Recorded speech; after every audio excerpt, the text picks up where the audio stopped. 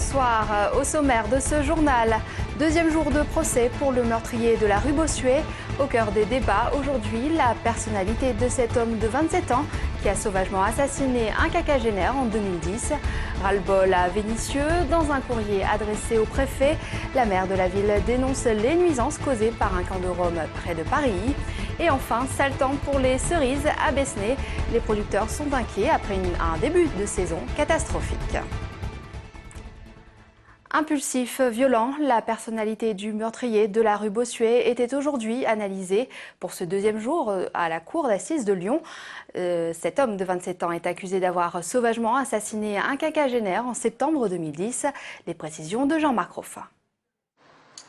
Tôt le matin, le 18 septembre 2010, c'est dans ce parking souterrain rue Bossuet que Chérif Goussi, 27 ans, est surpris en train de voler dans un véhicule par Sylviane, 56 ans. Il va la frapper 4 fois avec un extincteur, tenter de l'étrangler, la violer et la tuer. Un froid, une méthode, un caractère méthodique organisé dans la commission du crime et dans la disparition des preuves et des indices. L'audience d'hier, de ce point de vue-là, était riche d'enseignements. Aujourd'hui, la cour d'assises a tenté d'analyser avec les experts la personnalité de ce meurtrier particulièrement violent. Il n'a eu de cesse de dire à 2 reprises aux proches de la victime qu'il regrettait infiniment de leur avoir pris leur maman.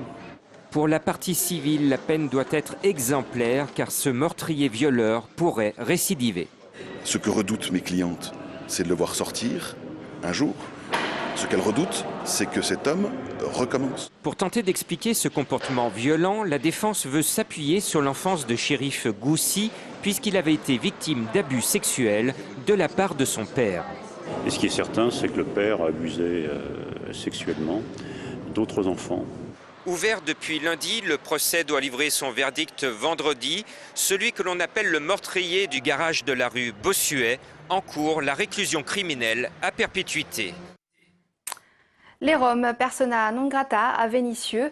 Michel Picard, maire de la ville, dénonce dans un courrier adressé au préfet les nuisances causées par un camp installé près de Paris. Félix Thomène.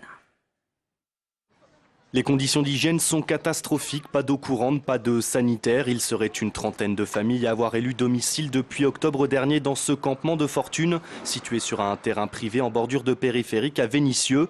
Parmi eux, Alex, ce jeune Rome a fui la misère de son pays, la Roumanie, il y a 3 ans avec toute sa famille, pour tenter sa chance en France. En Roumanie, c'est difficile pour nous. Il y en a beaucoup des enfants, c'est difficile pour nous. Ici en France, c'est un peu... Vous pouvez trouver du travail, vous pouvez gagner de l'argent. Oui, c'est ça. C'est bien la vie ici, en France.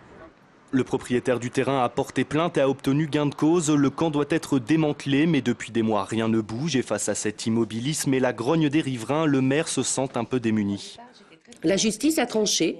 Le préfet peut appliquer la décision de justice et même normalement doit appliquer la décision de justice. Les associations de défense des Roms, elles, veulent profiter de l'occasion pour rappeler à François Hollande certains de ses engagements de campagne. Alors, en ce qui concerne la situation des Roms aujourd'hui sur notre territoire, ma préoccupation est la vôtre, etc. Je souhaite que lorsqu'un campement insalubre est démantelé, des solutions alternatives soient proposées. Le démantèlement du camp doit se faire à la fin de l'année scolaire. Après cela, il y a fort à parier que les habitants récupéreront ce qu'ils peuvent de leurs affaires et iront tout simplement s'installer autre part. Coup dur pour l'Asvel. Le club a annoncé ce matin l'abandon du site des anciennes usines ABB à Villeurbanne pour la construction de l'Arena. La salle multifonction doit accueillir à l'horizon 2015 les matchs de l'équipe de basket villeurbanaise. Les dirigeants du club ont expliqué les raisons de cette décision lors d'une conférence de presse cet après-midi. Nous sommes là pour vous annoncer l'arrêt définitif et l'abandon définitif, on est bien ferme là-dessus, du projet Arena sur le site ABB. Vous voyez bien avec d'autres projets sportifs lyonnais que un long fleuve n'est pas toujours tranquille. Eh bien, aujourd'hui, c'est la situation qui est la nôtre. Au fur et à mesure de l'avancement des investigations, finalement, nous sommes aperçus que le projet qu'on avait en tête était beaucoup trop ambitieux, d'une part, et que d'autre part, On n'arrivait pas, sur le plan de ce terrain ABB, à en sortir dans la mesure où il y avait une implantation privée en plein milieu du terrain qui ne nous permettait pas de pouvoir installer une aréna. Deuxième jour de grève pour les salariés de Veolia Eau. À l'appel de la CFDT, ils étaient environ 200 à s'être de nouveau rassemblés devant le siège de l'entreprise à la Cité internationale. Ils se sont ensuite dirigés vers Caluire avant de rejoindre l'usine d'eau potable de la Croix-Luisée. Au cœur des revendications, l'augmentation des salaires.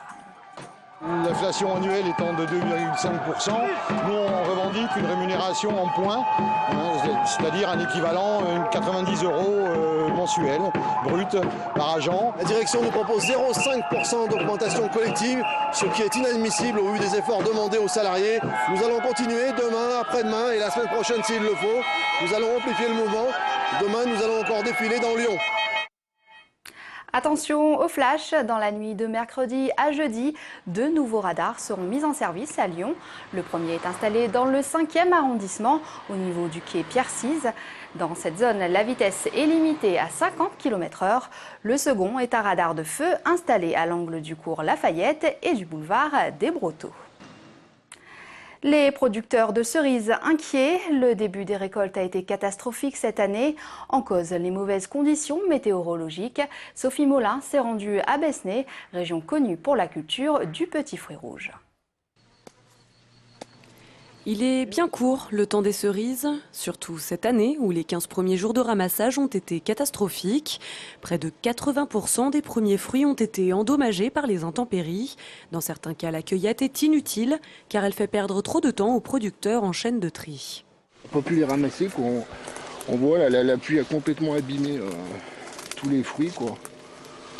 Donc ça, c'est des herbes qu'on va laisser en entier, quoi. Et les cerises tomberont tout seuls dans le temps. La récolte 2012 pourrait être jusqu'à 2/3 inférieure à celle d'une année normale, en cause des conditions climatiques particulièrement mauvaises. Le problème de cette année, c'était la tempête du 28 avril et les pluies de fin mai et début juin. Si c'est une pluie continue qui dure dans le temps, même pas avec des gros cumuls, la cerise se gorge d'eau petit à petit et elle éclate. Mais pas de panique pour les amateurs du petit fruit rouge. Sur plus d'une vingtaine de variétés, seules 2 ont pâti de cette eau en abondance. S'il arrête de pleuvoir, les consommateurs devraient pouvoir en savourer jusqu'à fin juillet. Les variétés prochaines qu'on espère meilleures, on retrouvera des prix qui seront plus normaux entre guillemets. On a bon espoir là, en voyant le ciel aujourd'hui et puis la météo qui s'annonce un peu plus propice pour les jours prochains. Alors à Besnay, capitale de la cerise, on croise les doigts. 6 adolescents ont été interpellés samedi soir à Écully. Leur faute, s'être baignés dans la piscine d'une villa dont ils avaient escaladé le mur d'enceinte. Une villa qui se trouve appartenir au footballeur Michel Bastos. Ce sont les voisins de l'attaquant de l'OL qui ont prévenu la police. Ignorant l'identité du propriétaire de la maison, les jeunes âgés de 13 à 15 ans ont été relâchés. Et c'est la fin de ce JT. Passez une très belle soirée sur TLM.